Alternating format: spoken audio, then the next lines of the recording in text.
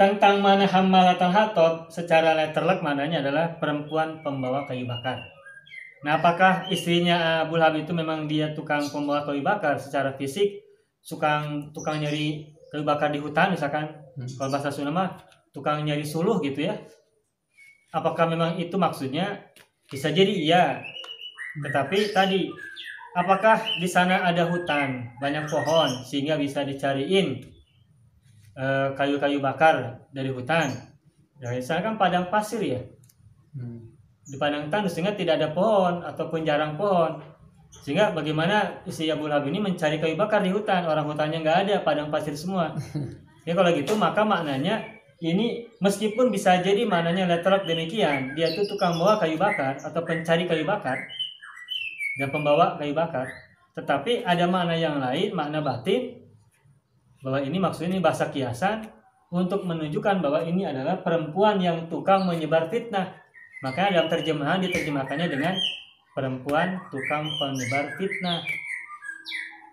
Ngompor-ngomporin orang untuk emosi, menyebar informasi buruk agar orang marah, hoak-hoak, fitnah-fitnah, agar orang emosi, lalu tersulut emosinya dan memuncak.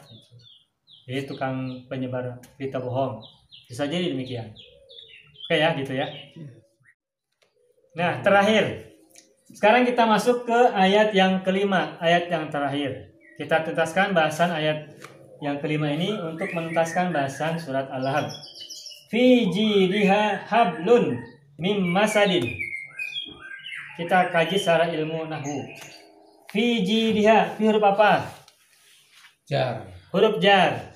Setelah huruf jar ada apa di sini? Majrur. Majrur. Mana majrurnya? Jidha. Mana apa ciri majrurnya?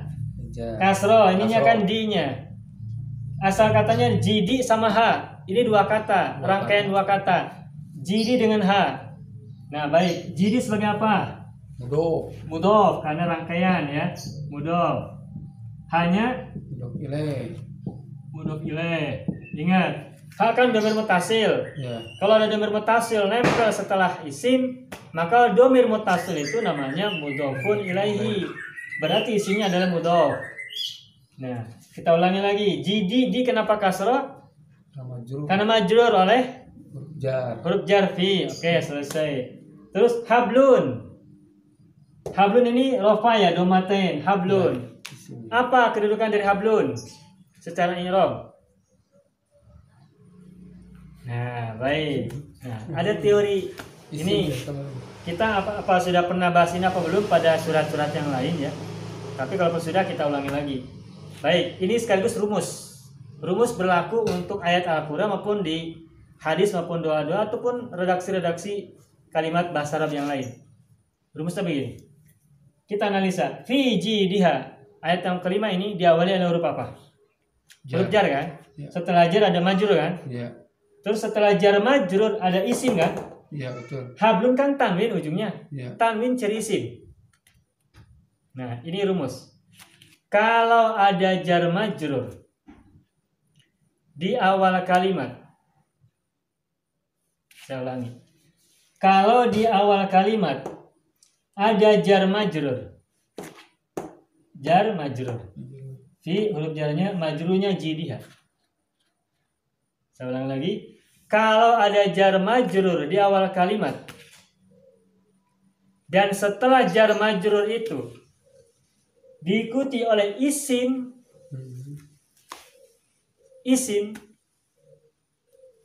maka jar majrur ini namanya adalah khobar muqaddam.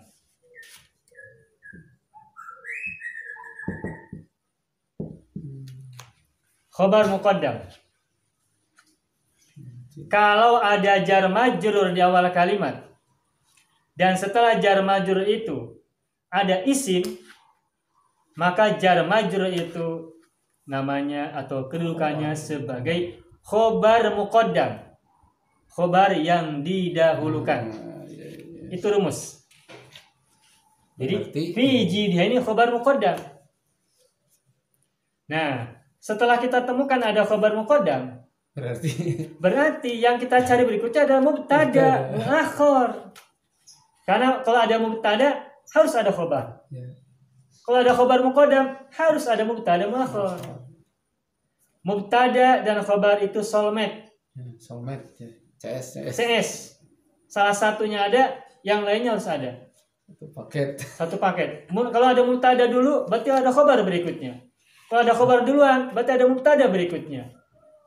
Cuma namanya beda, bukan beda, ditambahkan. Kalau mubtada kan mubtada khobar, mubtada sama khobar. Tapi kalau khobarnya dulu disebutnya, datangnya, maka disebutnya khobarun muqaddamun, khobar yang didahulukan. Lalu kata setelah khobar muqaddam namanya mubtadaun muakhirun. Mubtada muakhir itu artinya mubtada yang diakhirkan.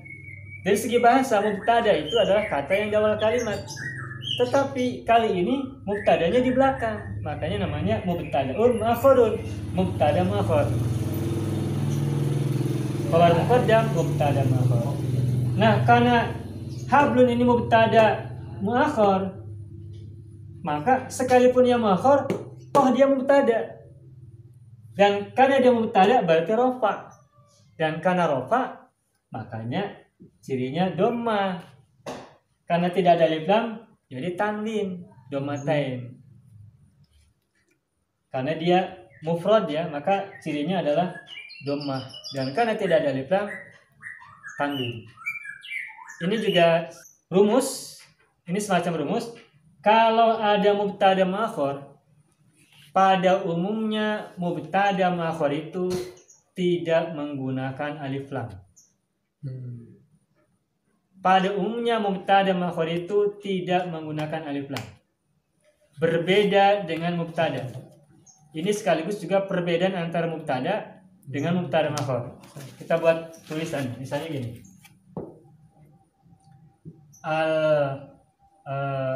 Al-hablu misalnya ya.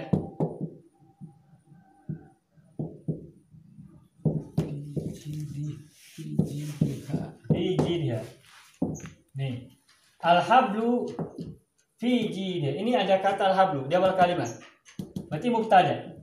Mubtada aja, mubtada biasa. Mubtada kata yang di awal kalimat itu biasakan menggunakan alif lam. Biasanya selalu pada umumnya mubtada itu harus pakai alif lam. Makanya al-hablu. Dan karena ada alif lam maka nggak boleh tanwin. Jadi al-hablu. Ini mubtada, ini khobar.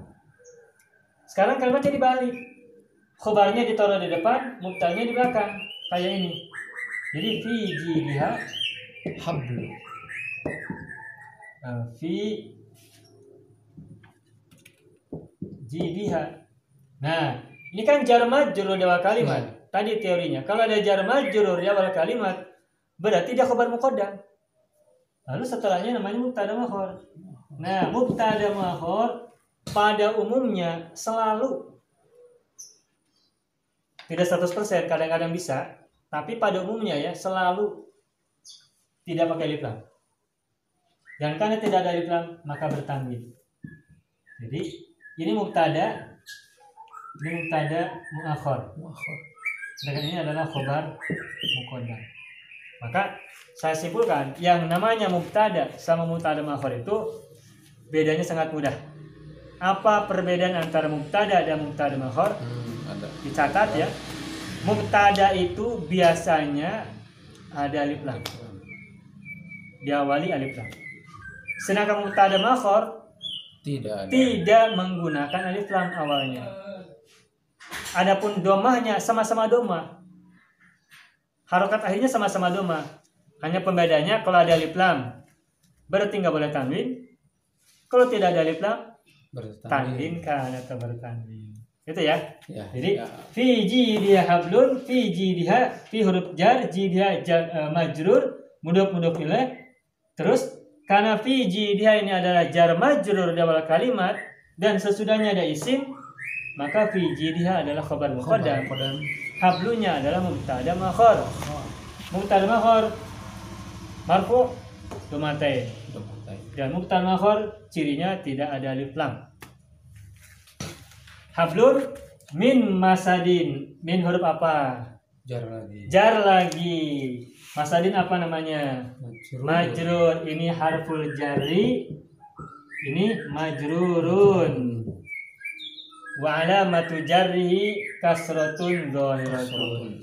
Masadin majrurun bi min wa alamatu jarrihi kasratun dhahiratun fi akhirih. Gitu. Dan di leher perempuan atau istrinya Abu Lahab itu ada tali mim masadin dari sabut yang dipintal ya, biar kuat. Nah, ini kalau hamal atau hatobnya maknanya kiasan, berarti di lehernya ada tali yang terbuat dari sabut yang dipintal juga, itu juga bisa bermakna kiasan. Makanya ini maknanya bisa makna letterle memang. Isinya Abu Lahab itu pembawa kayu bakar, pencari kayu bakar dan pembawa kayu bakar. Atau juga bisa bermakna, ini maknanya mana metafor, bahasa kiasan, tukang penyebar fitnah.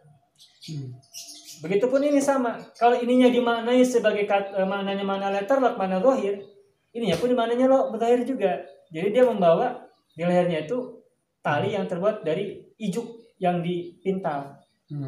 Tapi kalau ininya maknanya batin, maknanya mana metaforis, kiasan, ini pun harus digunakan bahasa kiasan, harus seimbang. Jangan sampai ininya maknanya mana batin, ininya mana zahir. Kalau ininya diterjemahkan, dipahami dengan mana batin, maka tali dari ijuknya pun harus dimaknai mana batin. Kalau di sini maksudnya penyebar fitnah, tukang bohong, pengadu domba, maka tali dari ijuknya pun mesti dipahami dengan makna batin. Misalnya tali itu adalah ya media-media, fasilitas-fasilitas atau perangkat-perangkat yang dia gunakan untuk melakukan kebohongan-kebohongan sama fitnah-fitnah itu. Jadi di lehernya selalu tersedia fasilitas-fasilitas untuk melakukan pembohongan-pembohongan itu.